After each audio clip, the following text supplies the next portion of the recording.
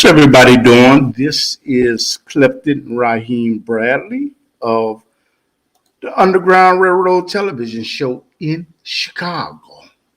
And I am just so fascinated by this technology. And you know what? I get the opportunity to disseminate information to people, but I have a guest that is coming on at 9:31 Central Time. And his name is Mr. Albert. And what we're going to do is we're going to talk about the New World Order system. And I don't know how this sounds because you know what, I'm in a different location that I usually am. But I had to get away. Sometimes you have to change. You have to change your surroundings. And what I'm going to do is I'm going to send another link to my guest, and hopefully he will come in. But he was a journalist, and he has had a lot of information. He had a lot of information about the New World Order and the Bilderbergers and the Trilateral Commission that he wanted to share with the audience. You know, and he reached out to me, and I am glad that he chose that he saw the information. He said, I would like to come on the show to sending something to him now, right now. And you know what, when you're learning this about this technology, it's something else. So I'm going to send it to him. Oh, I'll just send something to him again. Yeah, I'm waiting on him to join us. But he said that he had a lot of information that he wanted to share that he knew about the Bilderbergers, Trilateral Commission, Skull and Bones, and who knows? He might have something to say. I think he might have something to say about the Masons. I don't know. You know, and what's strange is when you are doing these shows, all type of things happen. Because you know what, it's all type of agent. There's all type of agencies that's monitoring. There's, you know what, they can block transmission. They can block people seeing, people hearing you. They can block people. They can really block anything they want to. So it was like I had something set up, and it just disappeared. But y'all know I am someone that believes in conspiracy theories. And it's a lot of reality to that. A whole lot of reality to that. But I'm gonna let him spit it out. And you know what is going on in your part of what is going on in your part of the world? What's going on? What's happening in your part of the world? There's something that I would like to know. Like I said, I'm coming from Chicago. I'm coming from the United States of America. And there are a lot of things that are going on in the United States of America in Chicago, such as the murder rate has gone up in Chicago, unfortunately. I think, like, from what I saw on the news, it was something like about 5 children that got shot, but it was one that died. And you know what, the individual that pulled the trigger, well, you know what, if you have information about that, please do turn the person in, because it's so bad in Chicago that you have aldermen that are that are asking for assistance from the National Guards. They're asking. That's something that they are asking. They're asking for assistance from the National Guards. And you know what it tells me? It tells me that they have failed in their approach to minimizing the criminal activity that exists in Chicago.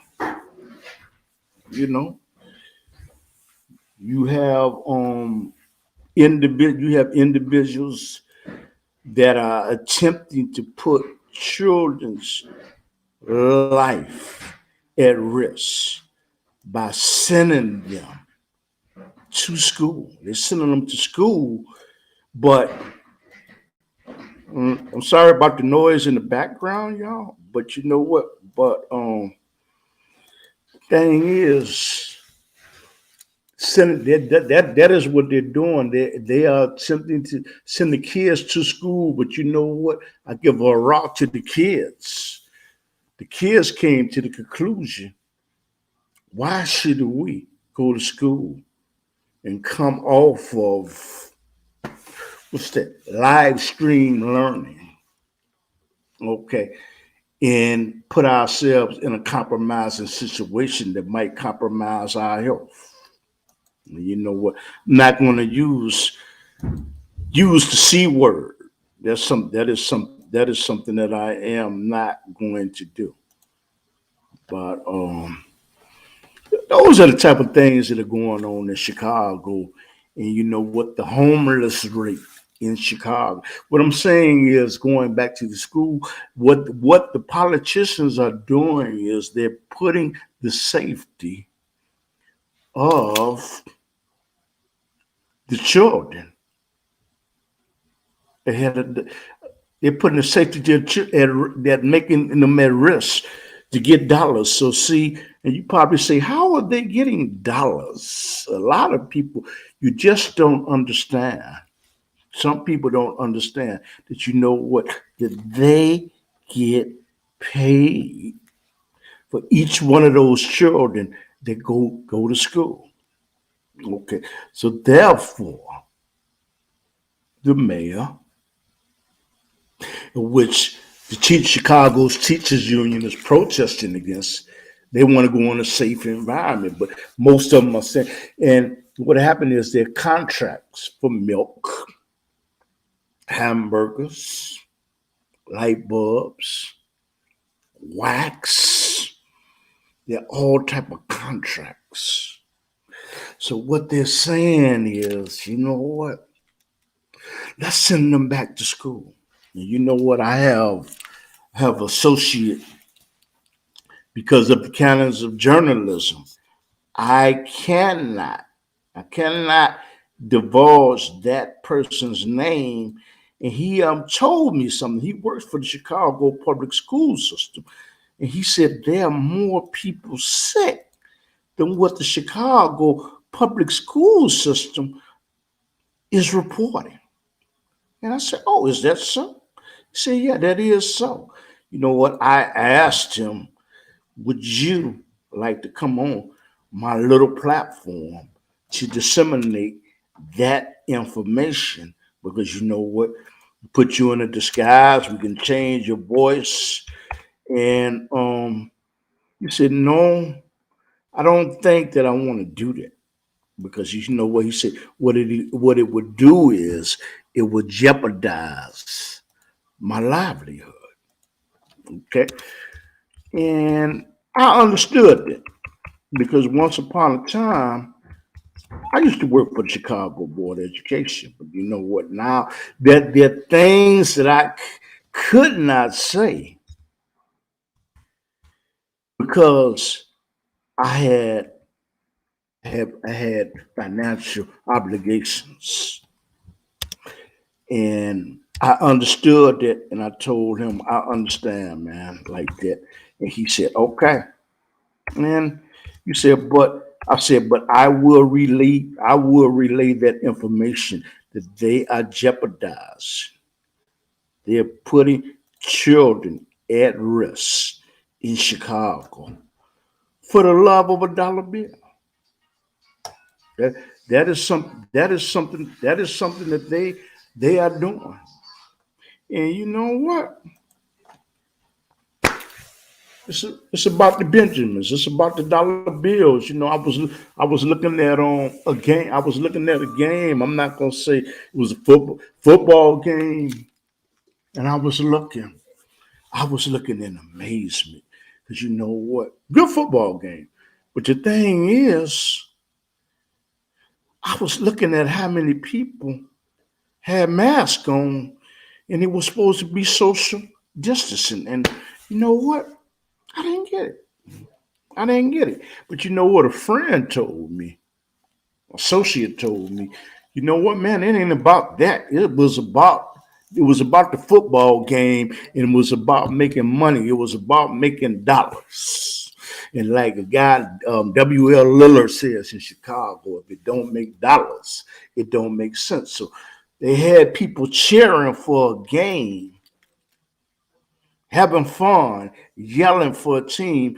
But you know what? But there was no mention of social distancing. There was no talking about masks being on or nothing like that. You know, that's like last year. Um, there was a game in Tom Brady. Tom Brady, I love him. He's a great quarterback, Hall of Fame. And you know what? They were doing interviews during the Super Bowl. Yeah, everybody had on a face mask. You know, they had on a face mask like this. But Tom Brady of the Tampa Bay Buccaneer football team, he didn't have anything on. And you know what? I guess it's certain things. It's different strokes for different folks. But you know what? That was something that I noticed about the football game. And I think it's very sad. But it appears as though my guest is not going to show up. But what I'm going to do is I'm going to make an attempt to probably. Oh, that look like that's him. Okay. How you doing, brother? How you doing? How you I'm doing? fine, and you? Oh, brother, you know what? I'm okay. I I want to don't know thank what happened, you know what, but Mr. You know what, Mr. Albert? Because of the content and the subject matter that we're gonna talk about, there is a such thing as Homeland Security, and you know what? They have a tendency to block things uh that can enrich the people. Like you have the information to enrich the people and to awaken the people. They have a tendency to block. They talk about the Chinese and the cyber attacks. They making cyber attacks their own self. And sometimes we'll talk about the Patriots Act. I see. But I want to ask, you know According what? to, First of all, thank you for accepting the invitation to come on the Underground Railroad television show in Chicago. Okay. well, thank you for having me on the show. Okay. And you know what? Before we get started, tell the people, please, tell the people your background. Tell them about yourself because this is not about me. This is about the content that you have and the knowledge that you have that I'm privileged enough to where you're going to share with my little audience. Okay. Well, I gather I was introduced beforehand. I don't know because of technical difficulties, I just joined the program later, Mm-hmm. as everyone is well aware.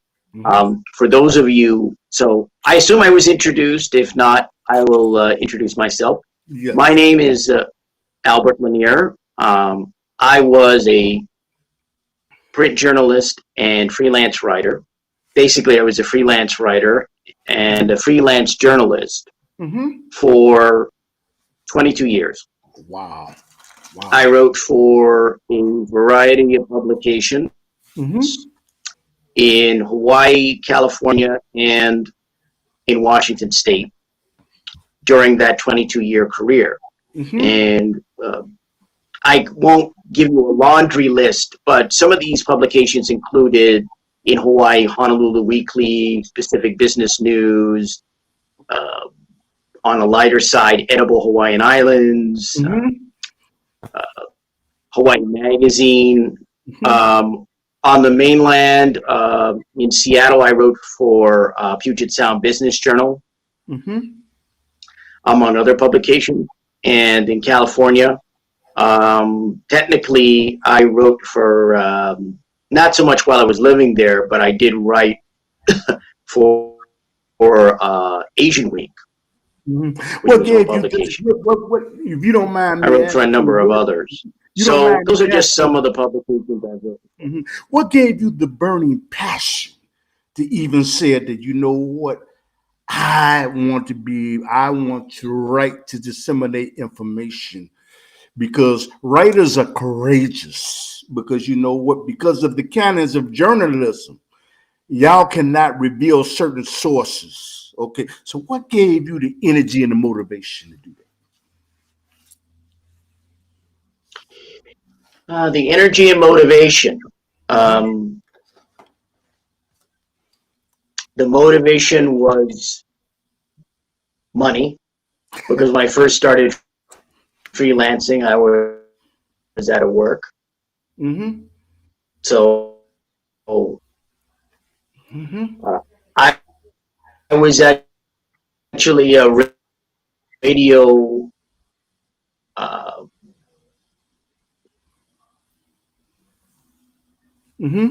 board. I was working as a board. I was at an oldies rock, Stones, Doors, you name it. And so I did that for a brief time. I had actually done radio news in college. What radio? Not at the college that I attended. The college I went to was the University of Hawaii, West Oahu, where I got my Bachelor of Arts degree. Beautiful. Sorry? That's beautiful. It's beautiful. Okay. So, like I said, I had done news in college. I had been at another station in the University of Hawaii system of colleges. I went to the University of Hawaii, West Oahu, got my bachelor's degree there. I used to do news in my junior year at the University of Hawaii at Manoa's radio station, KTUH. And I did that for about my junior year, for about that's a beautiful thing. That's a beautiful thing. Or would be a whole term. I would like to ask you something about being a writer. There's some writers, rather than reveal their sources, they would rather go to jail. You see a lot of yellow journalism now. People writing things just to sensationalize them. Should it be about sensationalism? Stories that really just need to impact the people's lives. Well, it's interesting. Sorry. Well, it's interesting that you note sort of yellow journalism, which is one form of journalism, definitely. Yes. And people going to jail over their sources. Well, some of that. I mean, I guess it depends on the story, and it depends on, the importance of the story. That's one aspect that you have to look at. I think those are kind of two separate subjects: yellow journalism, and then reporters kind of going to jail over not revealing sources. Yeah, those are kind of two separate areas, I would say. Do you think? You know what? Do you think it's legit? I don't want to sound like a. Go ahead, sorry. Do you think it's legitimate for a reporter not to rather than reveal a source, go to jail? you think that's legitimate? Do you think that's Interesting question. Mm-hmm. Well, generally, you're not supposed to give sources away when you're a reporter, when you're a journalist of any sort. I was a freelance journalist, but Mm-hmm. it doesn't really matter.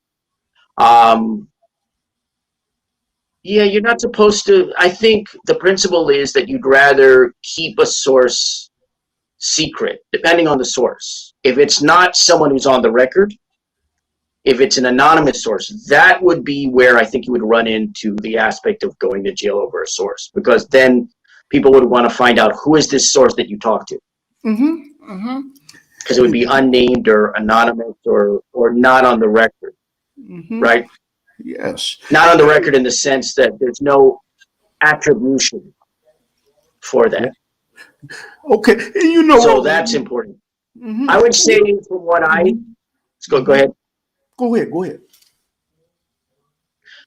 From what I understood of the business and what I knew of the business, yeah, it's something that you don't want to happen, right? You don't want to give up sources because that's a matter of trust. Yes. I've only used anonymous sources like a couple of times, and they weren't for major stories. Okay. It's not like major scandal, major breakthrough, something like that. It wasn't like an earth-shattering story. Mm-hmm. It was a rather pedestrian story, but these were people in, I think, state government and maybe county government. They did not want their name used because they were giving me information. Okay. And they preferred not to be named. Mm-hmm. And I acceded to that. Sometimes you have to use anonymous sources. Sometimes you do. Mm-hmm. But if your story is nothing but sources that have no direct attribution in terms of names and are unnamed sources, if you have a story with a bunch of that, then I think people are right to be suspicious. Right? And that's never happened to me, but I have used unnamed sources a couple times in stories. Primarily because they said, I can't give you information about it. You know something, what I would like to ask you is, do you believe that the news media is controlled by oligarchy of rich and powerful men that are working to implement a new world order system? And what is a new world order system anyway? Well,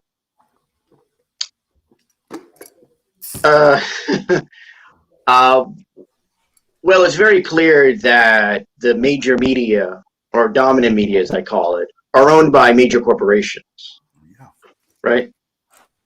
So one can see that in the ownership structure of the major news outlets that people consume on a daily basis, especially on YouTube, right? Doesn't matter whether it's CNN, doesn't matter whether it is Fox News or MSNBC, right? MSNBC is NBC, which is owned by Comcast, you know, and then you have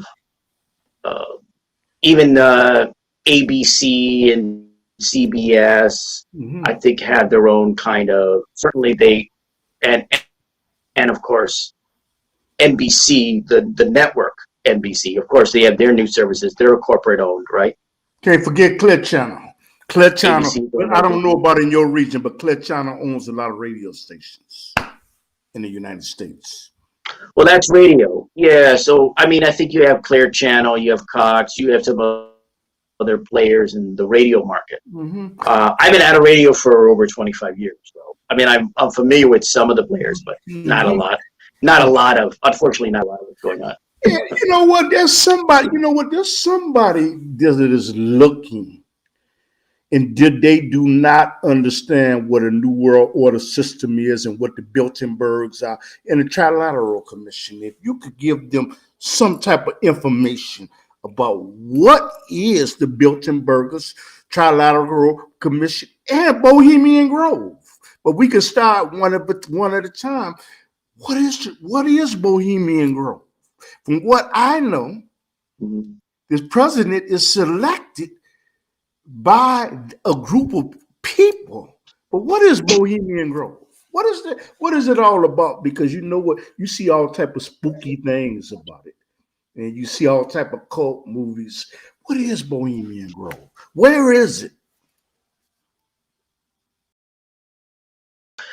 Well, before I talk about Bohemian Okay. Grove, since the topic is secret societies, what I wanted to note was that when we talk about secret societies, and when you have a discussion about secret societies, one of the things I like to do is define what a secret society is, at least offer my definition of a secret Okay. society. And I usually have three categories. Mm-hmm. The first category is that a secret society has a secret membership that is selective, right? They Yes. only, and they can be limited. You could have, a few dozen members, you could have a few hundred members, but these are selected and they are a secret.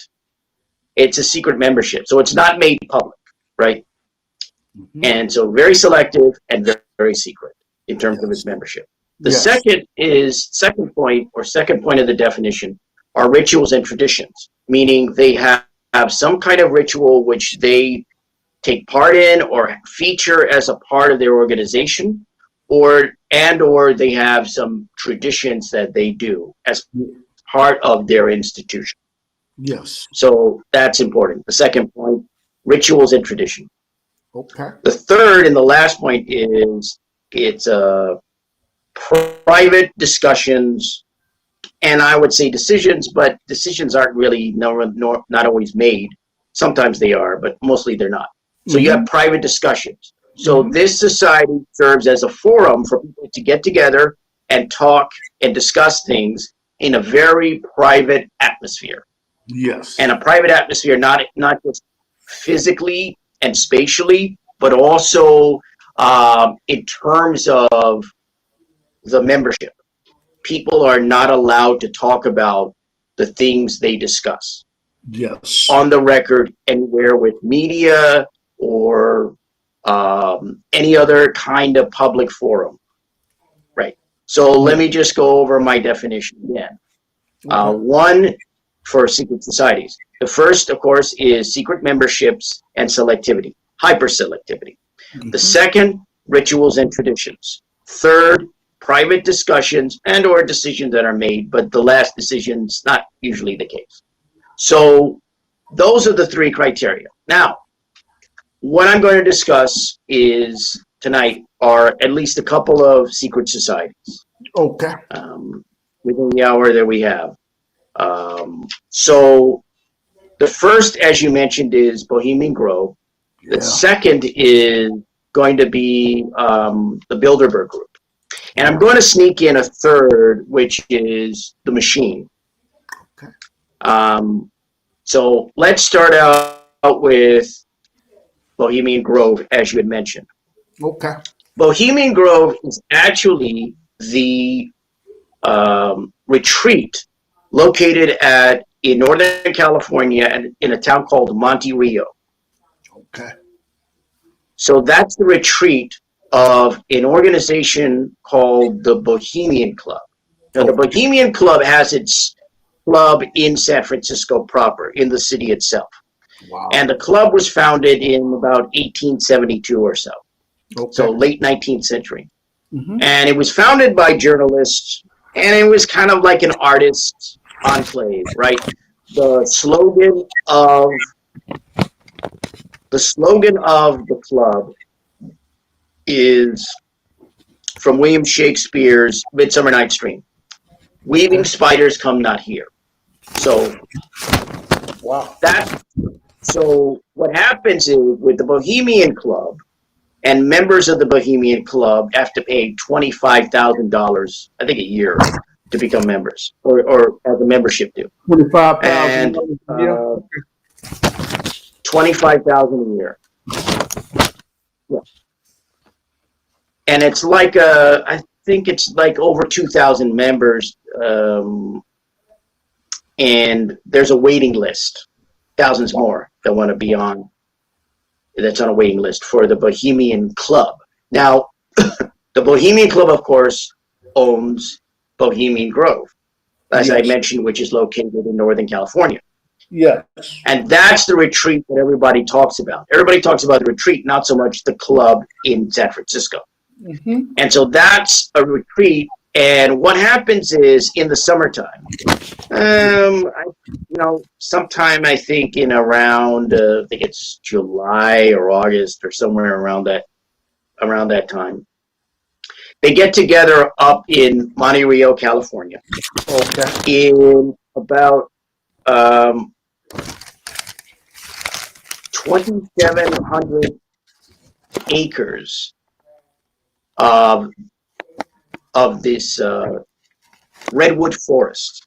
Yes. So you have these rather striking and I think somewhat beautiful redwood trees in this redwood forest.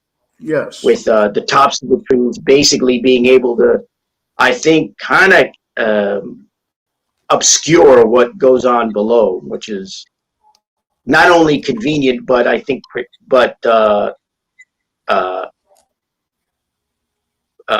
deliberate on the part of the Bohemian Club and the owners of Bohemian Grove. So yeah, they get together in the summer and they have this 2-week retreat. And at this retreat is where you see a lot of the movers and shakers, especially in politics primarily. And they're largely Republican. I get some Democrats get invited from time to time, but it's largely Republican. but you know what? As you say that, when you talk about politicians, that now correct me if I'm wrong. I was told, and what I read is that the president is selected before he's elected, and usually people that are the candidates that are left after the primaries are over, they usually meet in Bohemian Grove and they make decisions. So correct me if I'm wrong. Well, there's always been that, I think, speculation about, some presidents. Again, it's largely Republicans that go out to Bohemian Grove. Not entirely, but it's largely Republicans. Okay. I remember reading a biography of, I guess, the relationship between Dwight Eisenhower and Richard Nixon. Mm-hmm. And I think reportedly, if I recall that book correctly, I think Eisenhower and Nixon had met at Bohemian Grove. Yeah. I think one of their first meetings was at Bohemian Grove. Mm-hmm. This is before they campaigned for the presidency. Okay. I didn't mean to throw you out because it was just a question. And so you will see people like Richard Nixon, Reagan, high-flying, idea. I mean, I think that's part of the speculation attached to places like Bohemian Grove. So people think that's where the presidency gets decided. Belief system that people have in regards to Bohemian Grove. Yeah. And I guess there'll always be those kind of rumors. There'll always be that kind of speculation. We do know that, like I said, movers and shakers from the political world, major names have been there, have gone there, have been a part of the retreats, taken part of the retreats. Yes. So, I mean, I think, I remember listening to the Watergate tapes on YouTube, of all places. Mm-hmm. And I remember that Nixon said something that was interesting. He said that Bohemian Grove, I'll be politically correct because this is YouTube, I'll just use this term, was the fairiest place he had ever been, which is interesting. That gets into other speculation about Bohemian Grove, right? Now, at Bohemian Grove itself, what happens during this retreat, which I think is usually about 2 weeks in the summer, mm-hmm. is what they have are a variety of events. Right? Now, I should say that before I go into any further detail, that one of the defining characteristics about Bohemian Grove is that it is an all-male establishment. It's an all-male club, and the retreat is all-male. So there are no women allowed, not only with the Bohemian Club, I think, but certainly with Bohemian Grove, it is no women allowed at all. Wow. Wow. So they're not allowed. No women are allowed. Mhm. Would you say that? Would you say? Would you say the people that are included in that exclusive membership, So that's one of the defining are characteristics. they looking It out for the betterment is an of all male society, or just a club selective few, and why? and all male troop. Mhm. Let me ask it again. Would you say which is Bohemian Grove is exclusive club? Would you say that they're looking out for the betterment of society, or just a few, and why? Well, I think that's something like Mhm. I'm listening.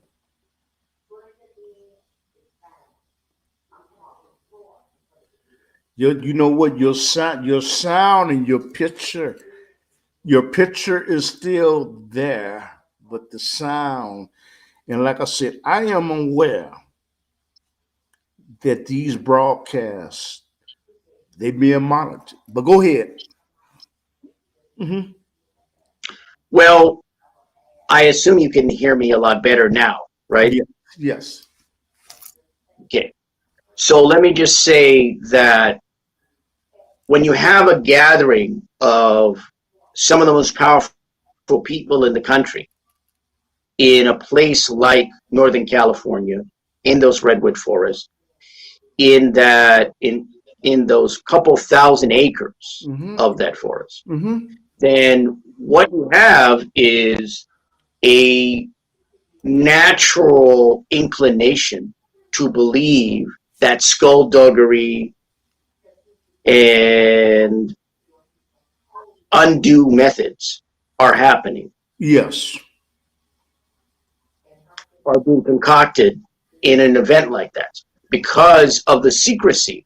Secrecy, not only according to my definition, it's definitely secret in regards to membership, though some names have been leaked over the years, but also secret in terms of their activities, though some of those activities are also leaked over the years, right? Yeah. Yeah. So when you look at Bohemian Grove, I think the troubling part for some people is the fact that one of the things that goes on at Bohemian Grove, they have, for example, plays I think they put on there.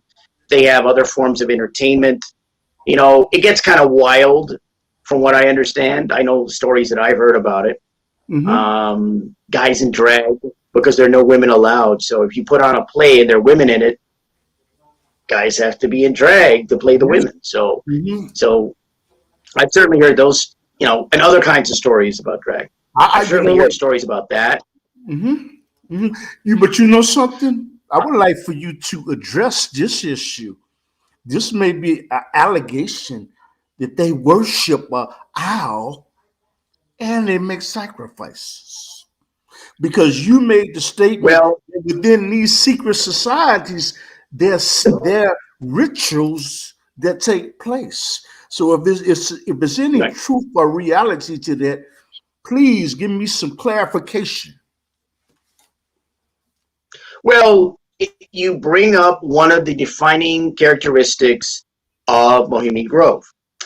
What you will find is the 40-foot owl, gigantic, I think it's a stone owl, Hmm. 40-foot owl Hmm. that is there, that it has an kind of an altar there. There is the kind of altar.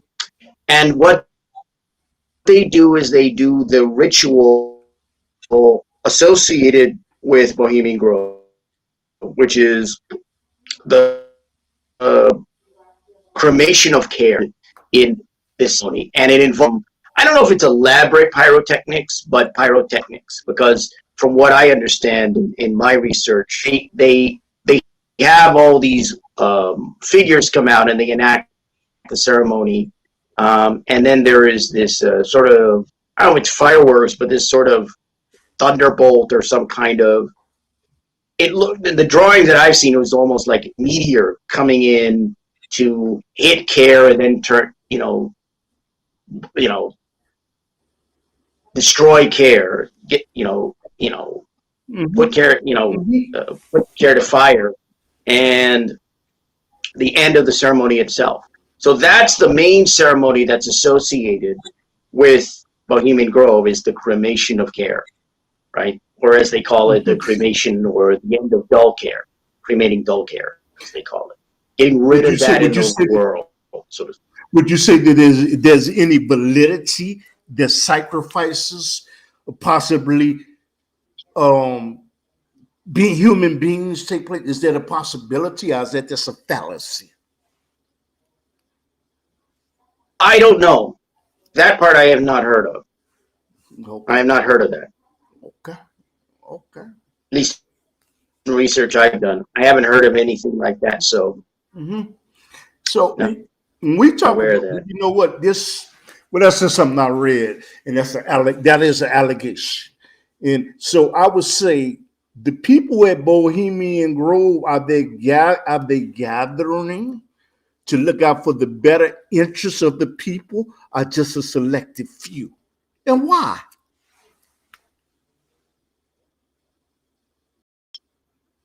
Well, again, I think that's another valid point that comes up. And the best way that I would describe something like Bohemian Grove, and I'll state this for the other secret society that I'll talk about, or at least the other major one that I'll talk about, which is the Bilderberg group.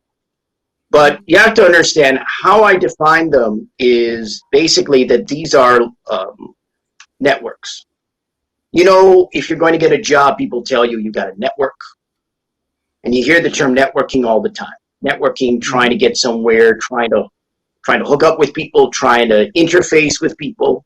That aspect. Well, these are the ultimate form of networks, right? This is beyond this old boy network, right?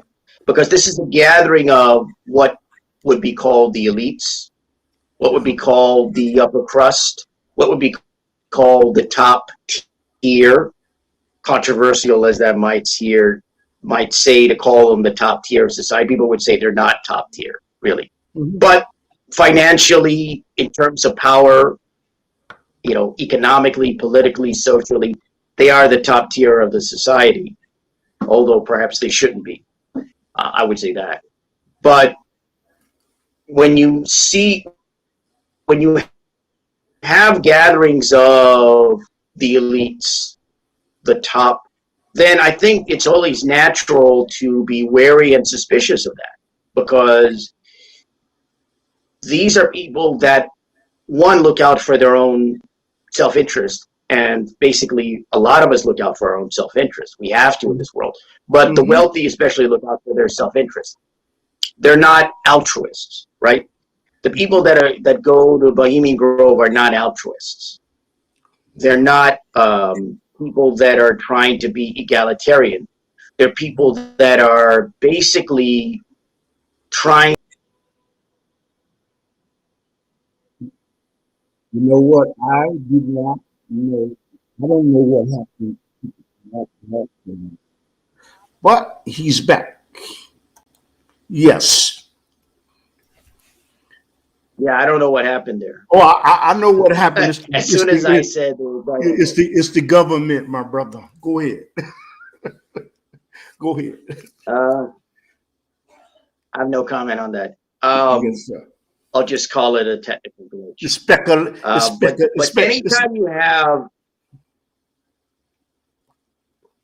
anytime you have a confluence of the rich, the powerful, and the upper crust, then you must, if you are someone who is working class, middle class, poor, homeless even, you should be, and you need to be suspicious, because they aren't looking out for you.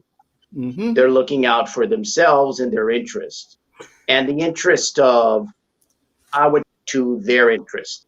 the maintaining of power economically, politically, and socially.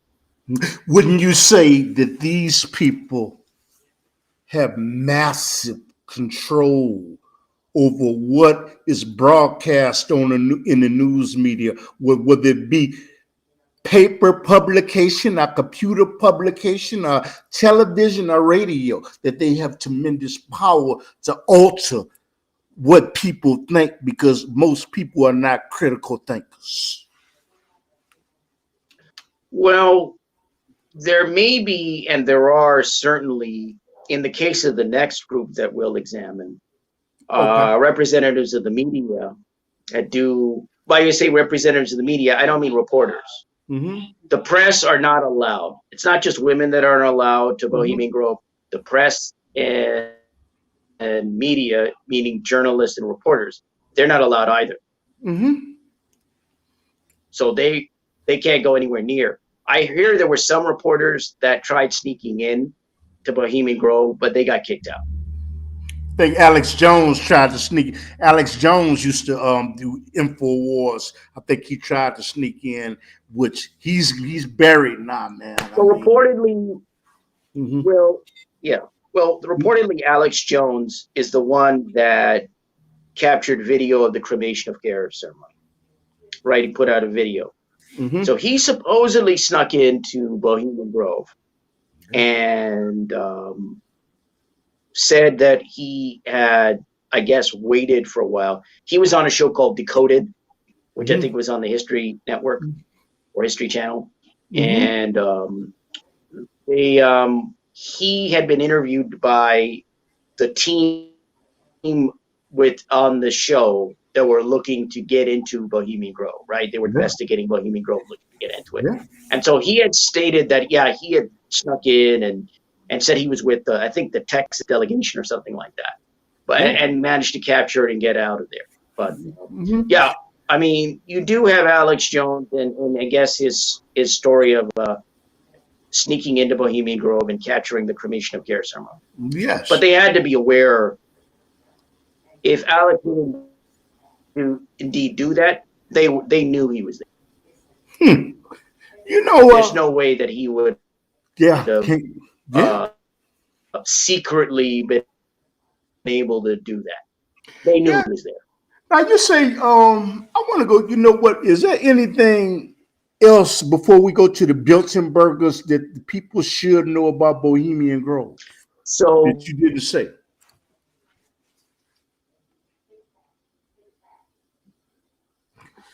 Is there anything else that you know what about that's very important about the information you put out about Bohemian Grove that people should know?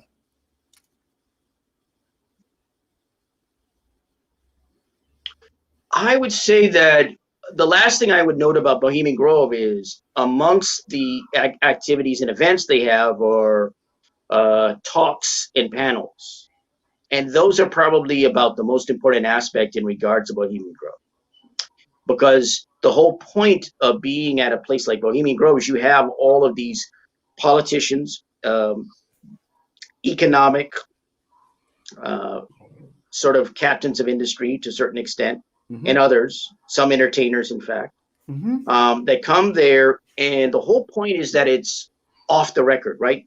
So the whole point of a place like Bohemian Grove, it's like the third characteristic of secret societies that I mentioned. It's private discussions, right? The whole point is it relates to a point that's known as, or a aspect known as, the Chatham House rules. So Chatham House rules are in effect. That dates from the 1920s. The Chatham House rules is basically a sort of approach where you come to an event and you can take in the information that's given by the people doing presentations and panels and whatever kind of events. And you can use it yourself if you so choose. I mean, you'll avail of it and it's fine. But you can't credit this person at the event. You can't talk about who brought this up, who made this panel, who made this talk, who gave that. That's the whole point. The whole point is these talks, these panels, these discussions are completely off the table, off the record, and completely away from prying eyes and ears. Mm-hmm. That's Mm-hmm. part of the appeal to the power brokers and the upper crust and the elites of attending these events. No Yeah. pesky reporters, no Mm-hmm. pesky news cameras, and other kinds of, people who are looking to find out what's going on.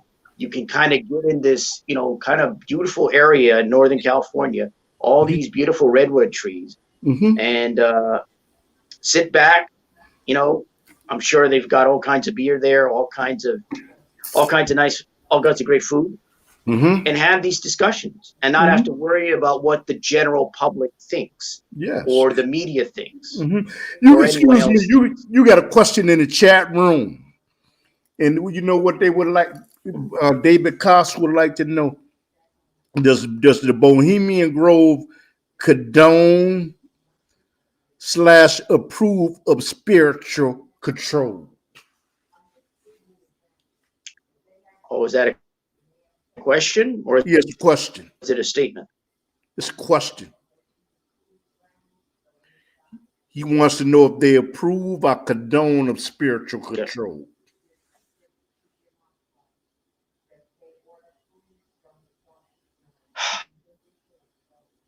I don't know what he considers to be control. I know like that is Bohemian Grove is, and I'll just take it from what not so much just what I know, but what I can state Mm-hmm. authoritatively. They get, I think, the most important part of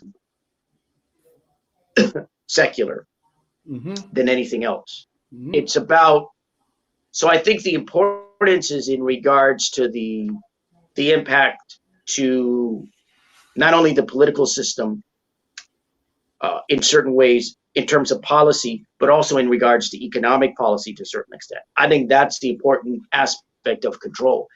Mm-hmm. Anything else, I don't know and I can't speak on. I think somebody else who maybe is looked into certain other aspects of Bohemian Grove might speak to that. Okay, and you know something?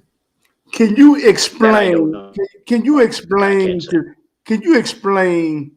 to people what are the Bilderberg? What are the Bilderberg? Who are the Bilderbergers? What are they? What is their mission? What is their rituals? I don't even know if they have rituals, but if you could explain what is I know Henry Kissinger and I think Hillary Clinton. I'm not sure if Bill Clinton sat on the board of the Bilderbergers, but if you can explain, just start us from point A and on up. Who are they?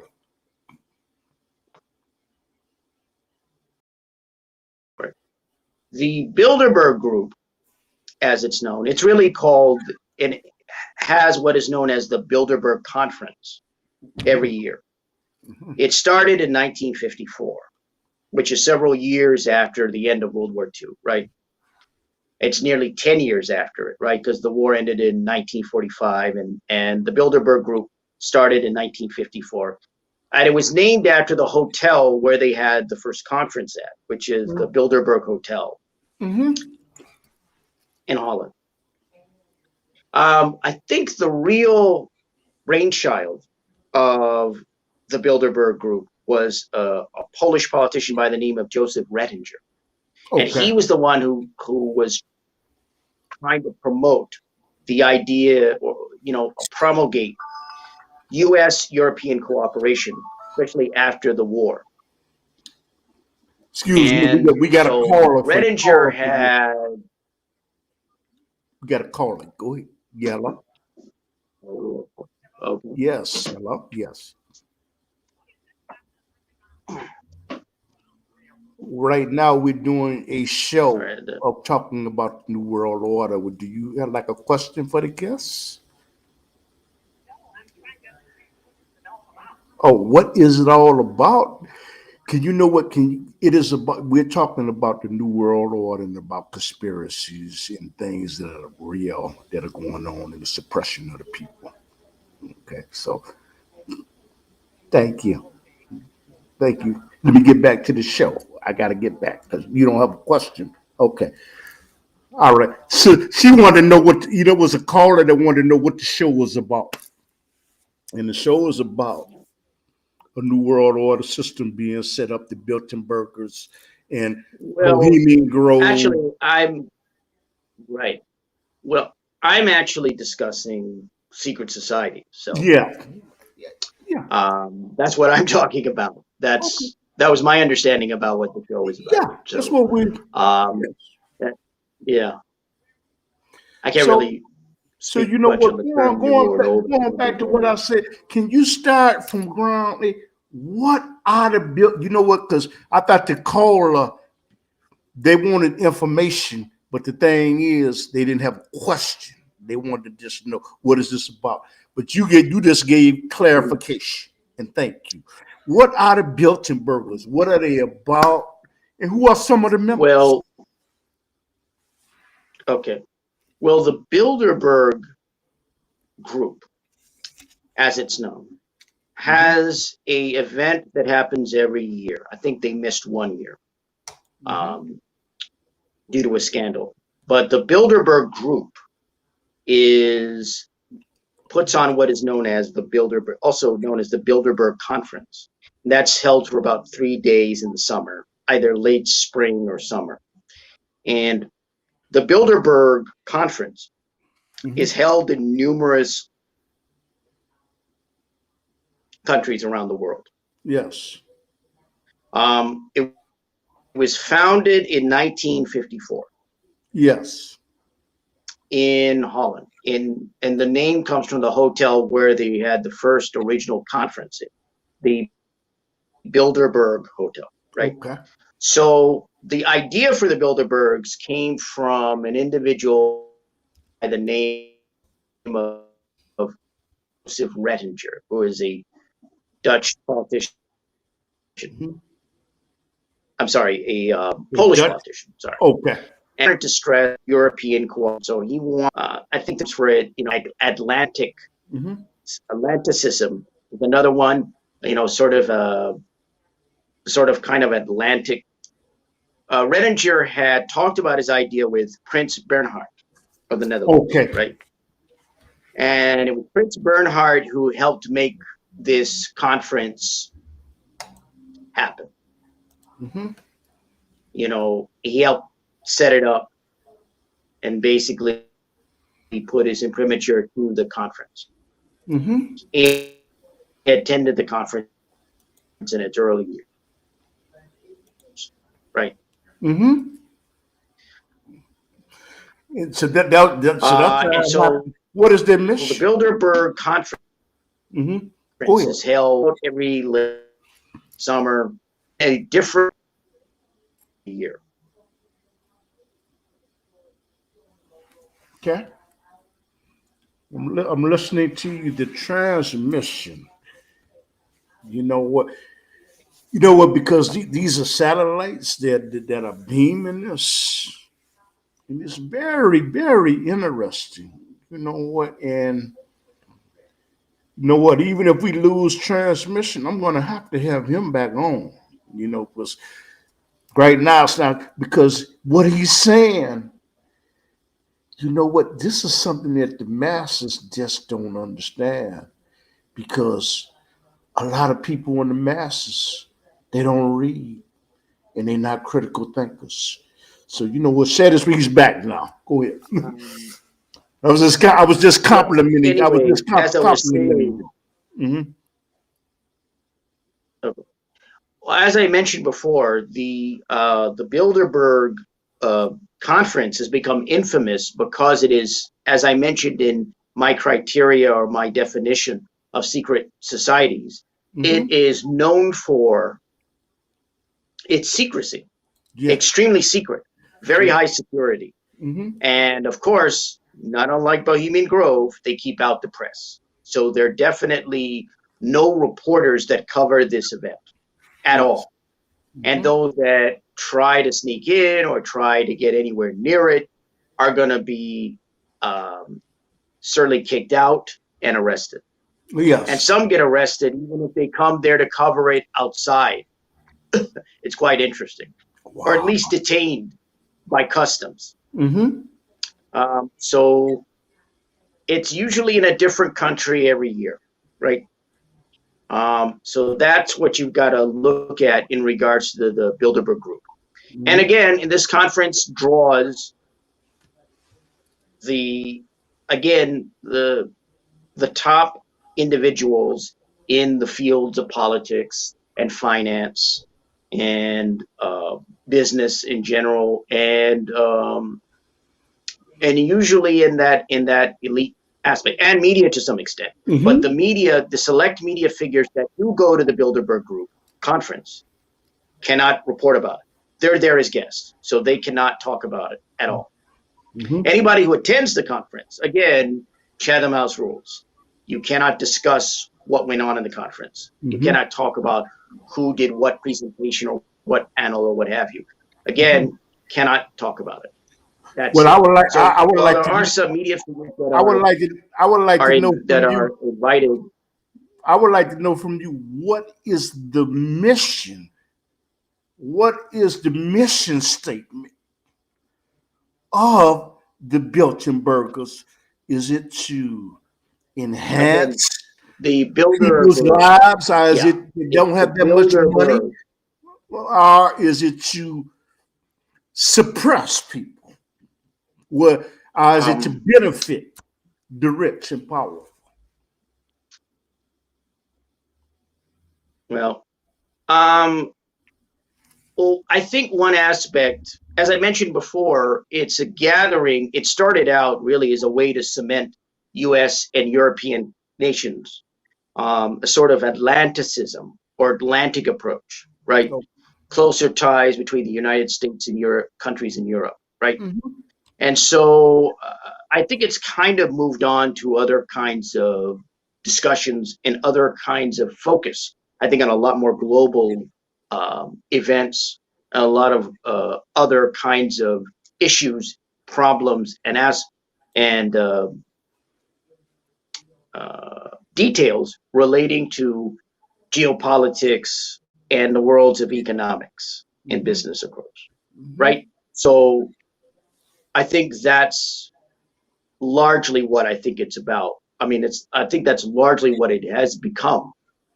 It started off cementing U.S. and European ties, and I think it's become more of this kind of global event where you're dealing with issues and aspects globally that are of an interest to the movers and shakers.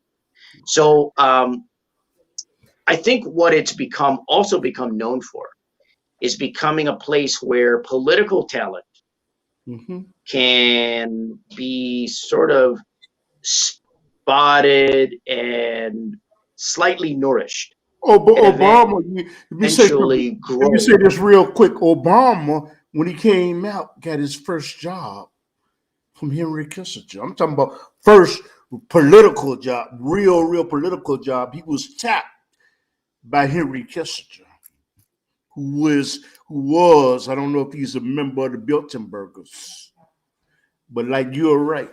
When you're talking about it, what I'm really trying to add, what I'm really trying to ask you is, are they working towards the benefit of the masses of people that are downtrodden and lost, or the elite? Well, it's a conference, so would I say that the conference is working toward the mass of humanity? I would doubt that. I mean, it's a conference. It's a very secretive, ultra secretive conference. So it lasts for a couple of days, like 2 or 3 days. And again, the point that I stress is that it is secretive. Lots of security, and that the deliberations and discussions are off the record, Chatham House rules, and are meant to be people discussing things, participants discussing things openly without fear of any disclosure. So that's, again, another, just like with Bohemian Grove, it's another important aspect to this conference, is the secrecy and the intimacy of it, right? And again, I think the political talent spotting aspect of this conference is very important. Dennis Healy had said, basically, he was one of the figures that was involved with the Bilderberg group, the conference, had been to the conference for many years. He said, there's a quote, he was quoted as saying, we put together, along with, let me see, politicians who are obviously rising, to get them together with financiers and industrialists who offer them wise words. So that's very important, because you're taking sort of the potential stars of tomorrow. People like Bill Clinton, who attended who reportedly attended a Bilderberg conference very early on in his political career. You're taking some of these stars, potential stars, rising stars, or potential rising politicians, and you're putting them at an event in whose orbit you have some of the major names, the major heads of industry, some of the major politicians, some of the major even media figures there. So it's it's like being a sort of growing star in a immense constellation, or a large constellation of stars. So it's quite interesting. The political talent spotting aspect is an important part, it seems to me, about Bilderberg. Very important part. So, I mean, do you classify what they're doing? Do you not classify, in your opinion, that agenda that they have set forth at Bohemian Grove and the Bilderbergers? Do you come to the conclusion that it is good for people that just economically are oppressed, people that are lost, people that are downtrodden, as it to benefit the elite and oligarchs? Cool.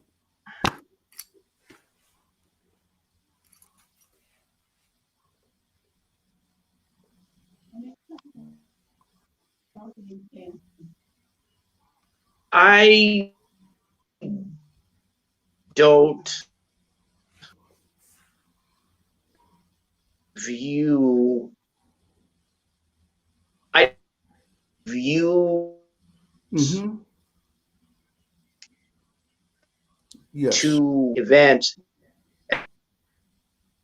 their events, creative activity that partaken here of this anti-society. So positive development. I mean, I don't begrudge what you would call, in a cliche term, the rich and powerful don't deserve, their time off and at their locales. But when you have not only wealth, it's not a matter of wealth, it's a matter of people who are powerful and influential, especially politically powerful and influential. And so there's discussion of policy here. And it's very clear that the policy that's discussed here can have an impact on the policy that gets created in the real so-called halls of power, whether it's Congress or the British Parliament, or anywhere else in Europe, and the US, and even around the world to a certain. So I think people have to consider that. Would I say it's automatically beneficial? No. No, I think the jury's out whether it's completely detrimental, but I would say it likely is detrimental. Yes. I understand, and you know what? In this platform, with the knowledge that you have, I appreciate the knowledge that you and that you are disseminating to make people aware that there is an elite group of people, in my opinion, that are working to suppress the people. And do you concur with that? I disagree with that. Um, I think that people are right to feel that there is to be suspicious of these groups. Think, like I said before, I don't think they are working for anyone's benefit but their own, Yes. frankly. Yes. And if it has a spillover effect on the society, that's, I think, incidental and accidental. But for the most part, no, I don't really think that what they're doing in these groups are necessarily beneficial at all. Probably the opposite. Mm-hmm. And when we talk about that, I feel so bad for the people because something, technology is taking a lot of jobs from a lot of people. And there was talk from Peter, I think Gorbachev, who is in the cabinet member of Joe Biden, thinking because so many jobs are being taken, the people should get a stifling until they can get back on their Are you feet. talking about Pete Buttigieg? Yes. Would you agree with that? Oh, Yeah. would I agree that a lot of jobs are being taken because Yes. of Yes. And that people should get a we're stipend talking about because a lot of jobs are taken? so do you think that the people they're saying there should be some type of universal stifling where they give people certain amount of money every because of Oh, are you referring to, I think, universal income? yes. Do you think that should be or not really? Well, yeah, I think that was what's his name? Um, there was a candidate during the 2020 election Yes. that kind of ran on that. Hmm. Uh, universal income. Interesting. I don't know. I think the whole idea of universal income, I think at this point, I think it would be beneficial for a percentage of the population to have some form of universal income Hmm. because the economy is in such a state as it has been in such a state as to be detrimental for millions of people. Hmm. And I know that Not only 40 million can I plus say that are something? poor, but also I others that are say joining something. that rank. I know that I'm deviating from the subject matter, but you know what? Sometimes when you interviewing somebody, you start thinking about things that, man, what, this guy's authority. I'm gonna ask this person this question. I would like to Well, ask. I'm Uh-huh. I'm not an economist. Okay. I'm not an economist, so I can't say I'm an authority on the U.S. economy or anything like that. I just want to Hmm. I, state I, that. I would like to ask you a question. How does the United States of America compete with China when they can manufacture things in mass quantity at a fraction of what we produce in the United States because we have union workers? How does the United States compete with China in the job loss? Well, okay. Um, I think that's a topic for another time. For Okay. me, I mean, I that's a whole other discussion.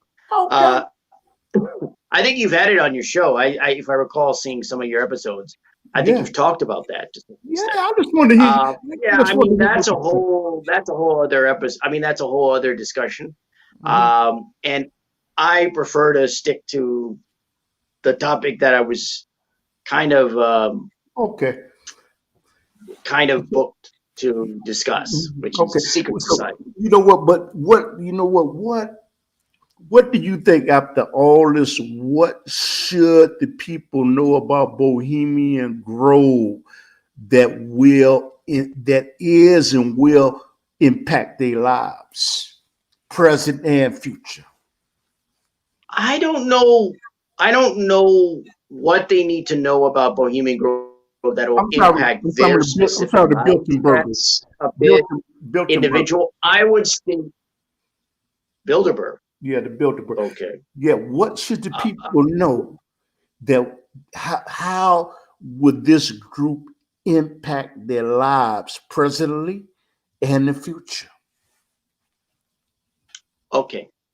Um, I would say in terms of how they would impact their lives, probably it would not be immediate.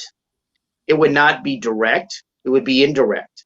Mm-hmm, Because again, as I mentioned before, these groups, the Bilderberg's conference mm-hmm, and the Bohemian Grove and their retreat, mm-hmm, they discuss various subjects and issues mm-hmm, of political and economic importance, among other things, social importance to a certain extent. And those aspects can become policy. It's possible. And I believe it has happened in the past.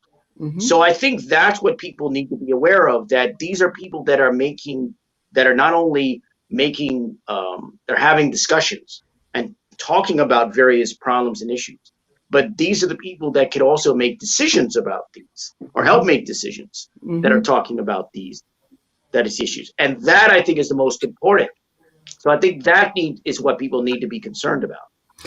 I think that's what they need to be aware of and to be wary of. Okay.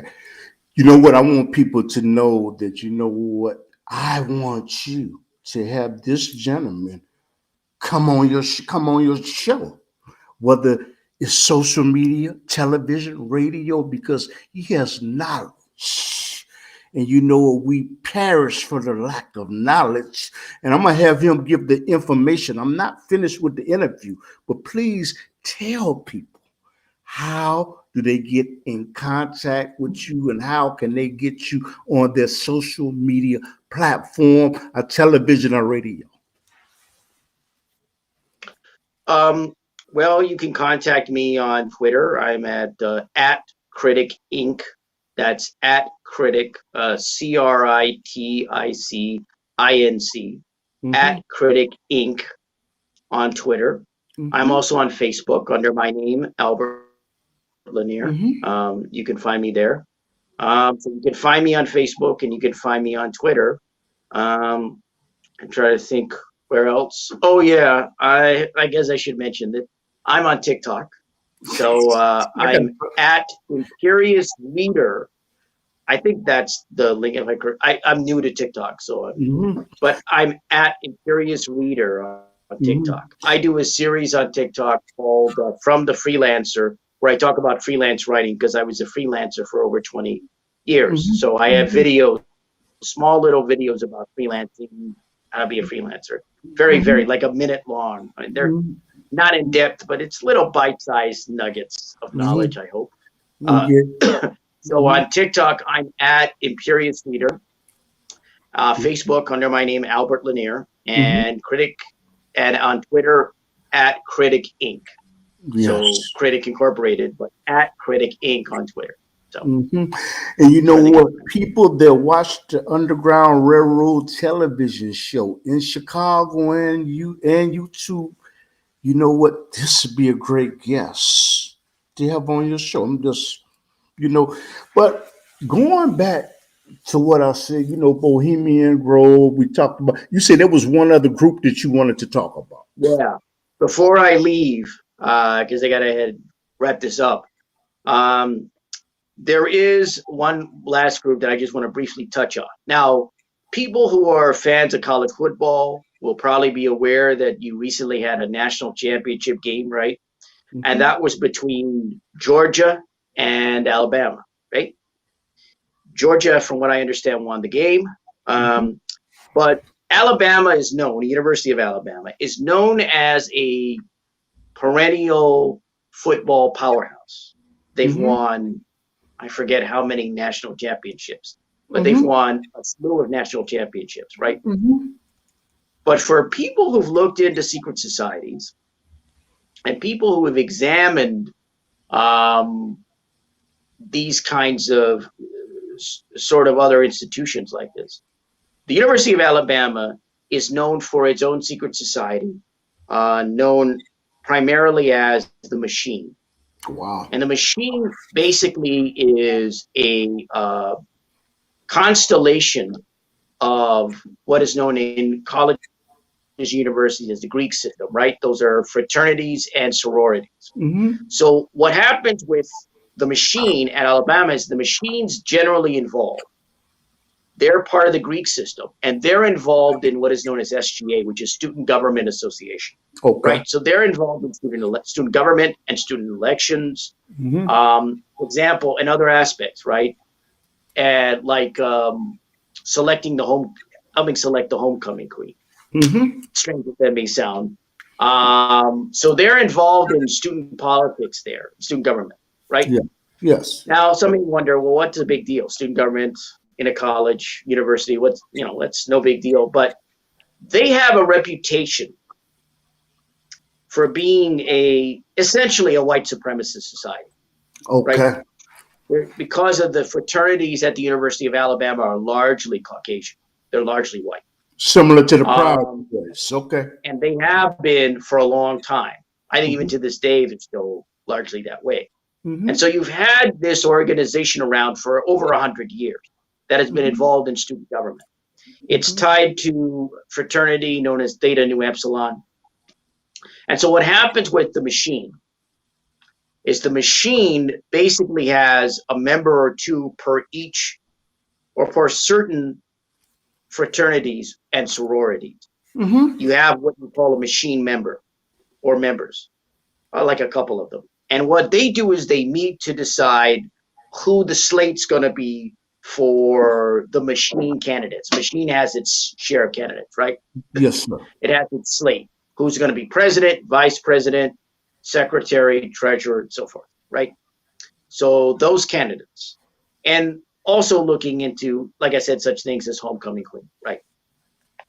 So that's what they usually meet to decide, among other things, right?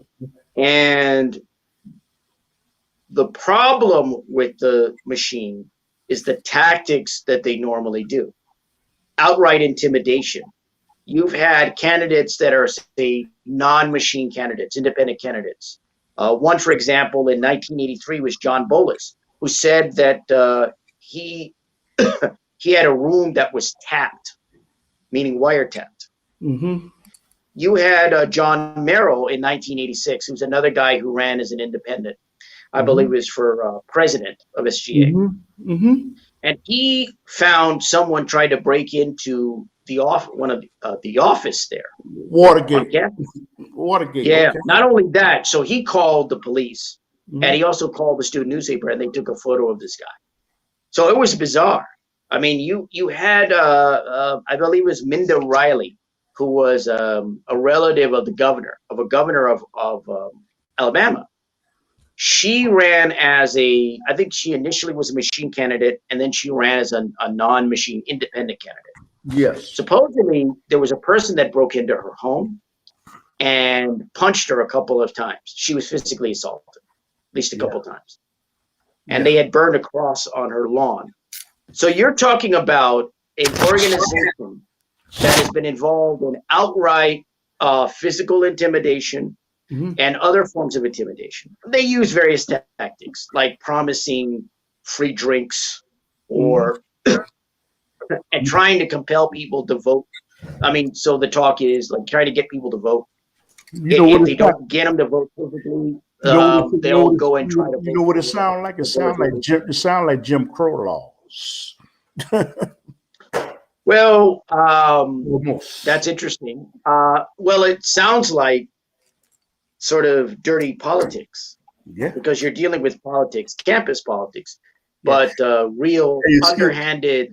Excuse me. Gutter politics. Excuse me. I got to get ready to wrap this up. But you know what? I want to hope that you know what, that we can do something again if it's Allah's will. You know, because I want to thank you. And People that don't know, I do a television show in Chicago called The Underground Railroad that comes on every Saturday night at 10:30, and we do video production. So do you have like any finishing comments? And you know what, you know, because I Okay. have been asking you questions, there may be something that you wanted to say that I didn't give you the opportunity to say. Well, well, first of all, I'd like to thank you for having me on the show. Welcome. And I think, secondly, I've covered I got to cover all three of the secret societies that I felt Mhm. I wanted to talk about tonight. So I would just say that when you deal with when people deal with secret societies, what's important to know, and I'll just repeat this, is Mhm. it's not important necessarily to view it as pure conspiracy lore, even though there are perhaps very good reason for people to think so because of the nature of secrecy and Mhm. privacy involved. Mhm. But what I would emphasize is the problem with these organizations is they're that they are the ultimate networks. They're sort of networks on steroids. Mhm. They are the ultimate political networks, the ultimate economic networks, and the ultimate social networks. Mhm. And as John F. Kennedy had said about secret societies, Yeah. uh, when he gave that speech in the early 60s, he was that's a speech I think people should go back and listen to, because I think it's important to get a grasp of why secret societies are inherently dangerous Yeah. and inherently worrisome in what is supposedly a democratic society and what is supposedly a free Yeah. society. Yeah. That's what you're told is a democratic and free society. But Mhm. in recent years, it feels certainly less democratic, and for a lot of people, certainly less free. Okay.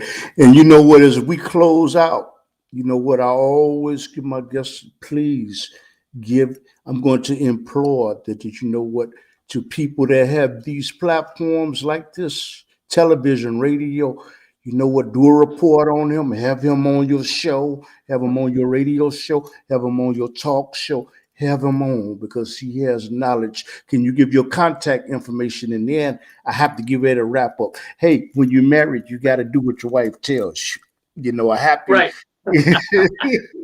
Well, I don't know. I'm single, so I don't know about that. So, a Well, if you happy, want to happy, contact happy, me, happy wife is a happy life. Go ahead. well, I'd say not having a wife has been a happy life for me.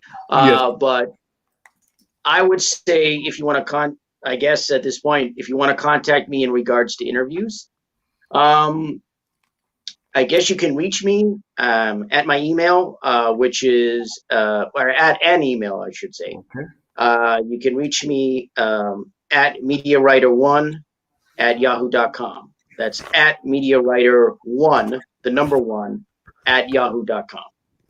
Okay. So if you want And should to they, reach me, you and can should they, reach me there. I got to ask you, should they watch the Underground Railroad television show and internet show? Silly little. So that's, I mean, since you offered for contact, I normally don't do that, but hey, why not, I guess. Yeah, It's a new yeah. year, and I guess I'm setting up interviews. So, You know what? And but I'm gonna go say ahead, that. sir. I say that humbly. Thank you. Thank Thank you. you. Thank you I very say much for that having me humble. on I this. say that humbly and sincerely, not thinking more of myself than what I am. Okay. Thank you. Right. And you know what? And I Thank hope you. if it's Allah's will, I hope that we can facilitate another interview. I appreciate you and thank you for the knowledge Right. and Well, thank you that for you having, brought. again, thank you for having me on the show. Okay, take care. So everybody, you know, will watch the Underground Railroad. This will be on YouTube, and share it and post it, and because you know what he gave impactful information, and I'm honored to have somebody with his knowledge to come on my little platform that Allah has given me. Thank you, brother. I'm gonna say assalamu alaikum to everybody. Thank you, brother. Thank you. All right, brother. Shukran. Okay. Okay.